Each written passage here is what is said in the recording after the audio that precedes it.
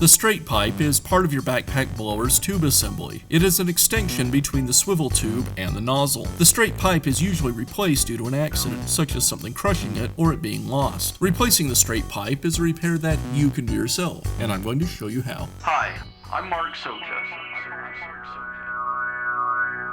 Do-it-yourself repairs like these are easier than you might think.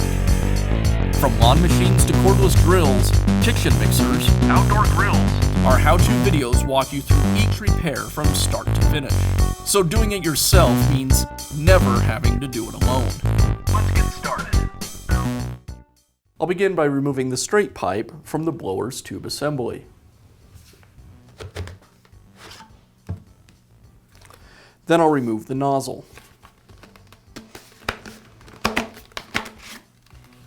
Now I can install the new straight pipe. And I'll replace the nozzle.